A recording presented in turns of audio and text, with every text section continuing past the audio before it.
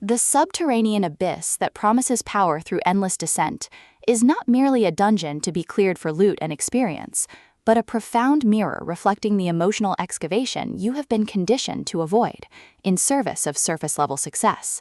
And true mastery requires not optimizing builds for solitary domination, but integrating the weight of ancestral memory buried beneath every stratum, until progression becomes an act of radical remembrance rather than extractive conquest. In the Great Depths, Maxim Holms transforms the dungeon crawler LitRPG trope into precise exploration of Lithic sovereignty and embodied accountability, proving liberation isn't found in reaching the core, it's forged in honoring the person beneath the Runeblade, when every system demands you remain weapon. From stone dust and mana hum narration, listeners enter worlds where geology is syntax and presence is the only unbreakable tether, perfect for fans of emotionally intelligent LitRPG, where male vulnerability defies optimizer archetypes. When Runeblade wielder Kaelin Hance descends into the Great Depths expecting tactical validation, he discovers the abyss's resonance mirrors the exact suppression he's endured beneath years of performative efficiency. And fellow delver Alara Thorn's quiet refusal to treat him as mere damage dealer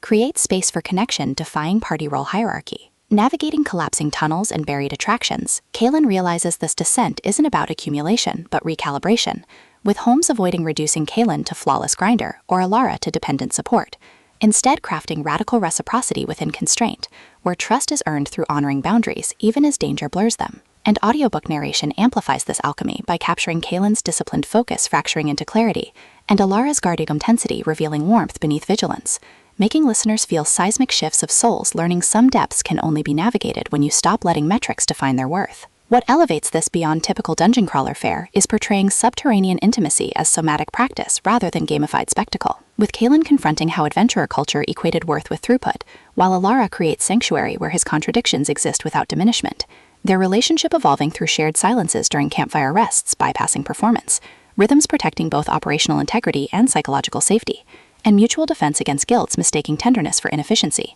supported by fellow delvers encoding suppressed trauma, elders carrying intergenerational weight, and the earth itself absorbing centuries of unspoken bargains, reinforcing that in extraction-based systems, tenderness toward process is technique and presence is sustainable resource, with skill trees mirroring emotional integration, and rune inscriptions becoming metaphors for earned trust. For audiobook listeners, this production is immersive descent into sacred excavation, with narrators embodying Kaelin and Alara with remarkable distinction, sound design anchoring existential stakes through distant rockfalls, rain against cavern ceilings, and hushed breath syncing with moments of clarity, pacing mirroring geological cadence from deliberate reflection to surging awakenings, ultimately redefining dungeon crawler LitRPG by centering male emotional labor within Lithic frameworks, and affirming that sometimes the most powerful act is choosing to dig slowly, honoring whole self even in landscapes shaped by pressure.